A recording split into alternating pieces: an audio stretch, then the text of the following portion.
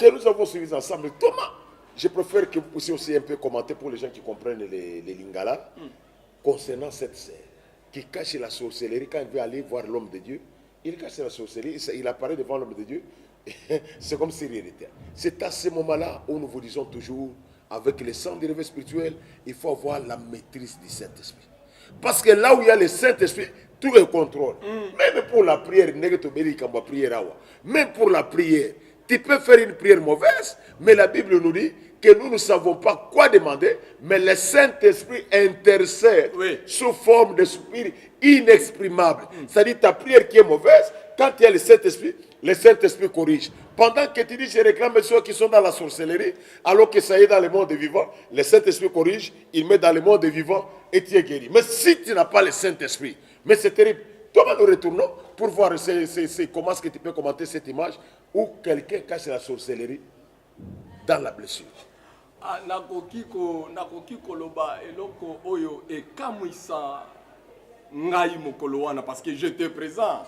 Et imaginez mutu azali koloba makambo oyo ya sala makambo ezalaki lolingi ya koyambola. Mais chose grave zokande eza na place mususu oyo azalaki asi se détacher na molimo na esprit wana abombi yango et na tango sili kobomba yango imaginez na tango zoloba ke nazali ko tubela mais ko tubela wana tellement que charisme ya Saint-Esprit ezali bonzambe eza ya kotonda place wana bonzambe ezali ya kolukisa te et le Saint-Esprit avait asili na kosala nini na kundo la place oyo lokuta lingesa ninenge bimela. Vous imaginez que mutuna alata qui peut les sous malamu koleka maman batu bakansa ke bandoki bataka batu ya salité. Oui, elle a très bien habillée là. Imaginez na robe ya munene mais kaka Saint-Esprit a zuya na ko. Et puis robe ezipi oui, c'est le Saint-Esprit qui a consulté que misala na ya mulili wana ezali na kati ya lokolo. Soki boko sala musala à partir ya lokolo wana makambo musuze ko bonga. Mais soki boko sala musala na partir ya lokolo wana na loba lisusu ke maman oyo non obi est conscient oui ezali na koki koloba lisusu ke ezala mususu pe ezala conscient mais na kati ya délivrance on nga na monaki na kati ya misala ya mabe onga na monaki ezali ko kolobama awa mwana mwasi oyo makambo elobamaki la présence du Saint-Esprit nde salaki ke nako dévoiler ba secret mususu oyo Satan azali ko implanter ko continuer ko sala na vie ya bana na Nzambe ebele y compris na vie ya maman wana yemoko parce que à part maman wana il y avait aussi son enfant son fils yemoko pazaki na kati ya makambo wana mwana ya mobali. Et nous parlons maintenant comment est-ce que tu peux comprendre de Thomas Tokende ko exhorter bana Nzambe va découvrir que Satan a changé de stratégie. C'est là le point culminant que nous avons aujourd'hui. Pour ébeler bagansi que Satan a recherche d'une manière que tu n'as pas idée. Plus que le monde évolue, le monde satanique aussi évolue. Imaginez que est commis au point que à comprendre, à comprendre que non, ce qui n'a bombi biloko na kangi, les tous ces soins que j'ai pris de ce monde. Ce qui n'a bombi na monde abandonné, qui t'a moto na konda abandonné sani biloko wana ini. Cette fois-ci Tozana Bango et Longo, dans le monde des vivants, avec les histoires, mais cachant dans les chiffres. Maintenant, nous avons d'abord voir encore une autre partie que dans le monde, il y a la sorcellerie, il y a aussi ce qu'on appelle des dettes. Nyongo. Donc il y a encore ça, parce que nous avons sur le baquet, non, gaï, na koli sabana nangai.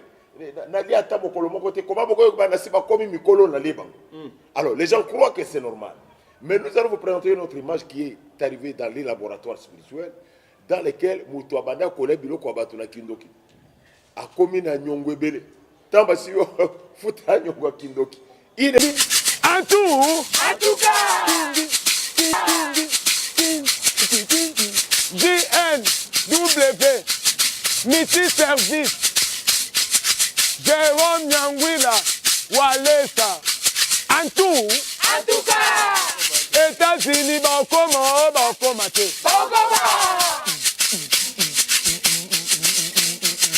tout cas, Thomas Nakin, JNW, Miti Service, Jérôme Nyangula, Walesa, Ayena Mopepa Sika, Abani na Kinte, Auti na Soudaf, Akena Balubumbashi, Velo Bena Kiti na Kin en personne.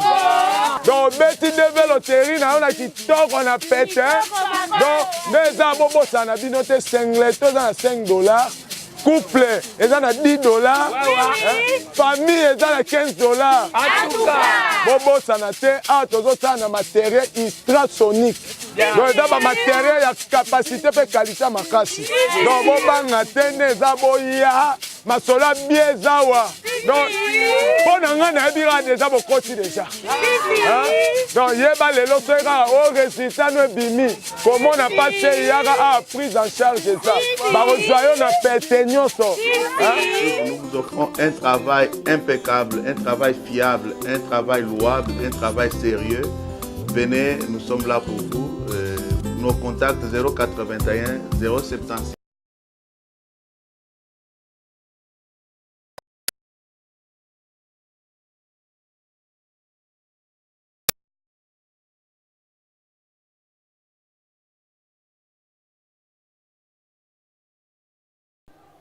Ok, Thomas, nous venons de voir encore un cas frappant. Le cas, c'est quoi? Nous trouvons que ici, ces jeunes garçons que vous voyez, dans leur tontine, comme on peut le dire, il a bouffé les chairs des autres personnes qui ont été sacrifiées. Mais arrivé à son tour, il refuse. Et comme il a refusé, pour punition, comme punition, pourquoi? Parce qu'il doit payer. Donc vous comprenez que le monde de la sorcellerie est comme même les emprunts. Il y a des nyongona katia monde de la sorcellerie. Le monde de la société en développement. C'est pourquoi, bien aimé dans le Seigneur, nous vous exhortons qu'il faut avoir toujours le Saint-Esprit. Sans le Saint-Esprit, Satan va nous dominer. L'église où il n'y a pas le Saint-Esprit, Thomas, Satan peut régner. Il peut vous installer dans une distraction. C'est ce que dans l'autre émission, nous avons vu même les prophétesses qui étaient que des sorcières. Une sorcière transformée en prophétesse. Regardez comment est-ce que le monde de sorcellerie est en train de développer les choses.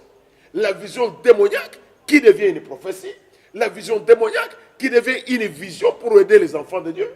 Et une sorcière qui prend les gens, qui les amène à la montagne pour prier avec eux.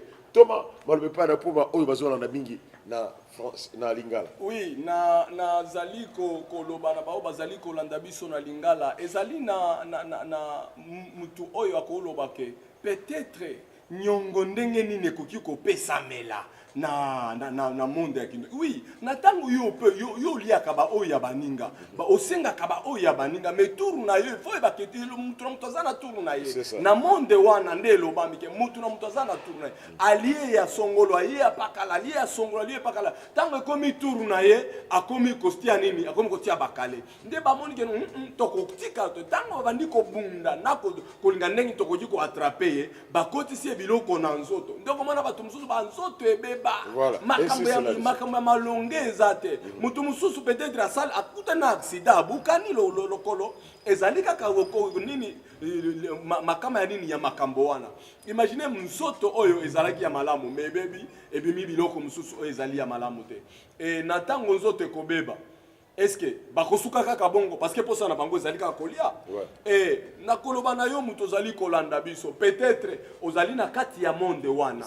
Peut-être ozali na kati ya makambo wana. C'est le temps ya kondimela nzambe, c'est le temps ya kokite makambo wana parce que okoza la olia na yo batu, okoza la osana o makambo wana. Mais tango na yo soki ekoki, bakozwa yo bakotika yo te. Et déplacer na koki koloba ke diable azarize asili ko changer casquette. Casquette oya komi kotambola nango ntoma komi ya mabe makasi parce que vous imaginez que mutu azali koya na identité ya prophétesse mutu na nzambe abina imaginez tango azo beto ba profession tikotak. Donc oyo sala kilobi na place ozaki yo moko azolobelo ngolo lobi en tout cas oyo nzambe. OK. Thomas, nous sommes presque nous sommes en train d'aller tout bonnement vers la fin de cette émission. À la découverte du monde satanique, nous sommes en train de vous parler de la manière des opérations de Satan mais nous vous montrons aussi la manière où vous pouvez sortir. Bien aimé, la sorcellerie, c'est une puissance destructive, c'est normal. Mais cette puissance ne surpasse jamais la puissance du Saint-Esprit. Il faut prier pour avoir le discernement. Sans le discernement, la sorcellerie va vous embrouiller. Sans le discernement, tu peux faire une prière gauche et la solution est à droite. Sans le discernement, les sorciers peuvent vous faire une confusion. Nous vous avons parlé aussi des faux prophètes ensemble avec un Thomas. Je sais qu'il y a une émission précédente, tu as proposé une émission où on a c'est le prophète. Oui. À Sakoli Nanzela. Mais suite Ezakinini. Là, il y avait beaucoup de choses. Suite Ezakinini. De Koyomoko Kokamwa. Zala toujours branché sur la chaîne des choses spirituelles. On comprend que yo mona kananzela ono prophète a télémisingai. Ba vrai bazali, ba faux pe bazali. Mais c'est o yabiso akoya ki libabe prophète a télémisinanzela mais comme kindoki. Bien aimé, cette histoire sera suivie sur votre chaîne prochainement. Nous sommes arrivés pratiquement à la fin. Thomas, quel est le conseil que vous allez donner à tous ces gens-là? D'abord, qui sont sorciers. Oui. D'abord, aux Andoki. Retenez que la sorcellerie n'est pas une bonne chose. Peut-être toi, tu as cette sorcellerie inconsciente. Biloko lotaka wana, olotaka okataka ba mabata mito, okataka ba nyau mito. Il faut voir que ces choses-là, ce ne sont pas des choses normales. Il faut comprendre que ces choses qui ne sont pas normales. Il faut chercher la délivrance. Toi qui as même la sorcellerie consciente, tu connais que dans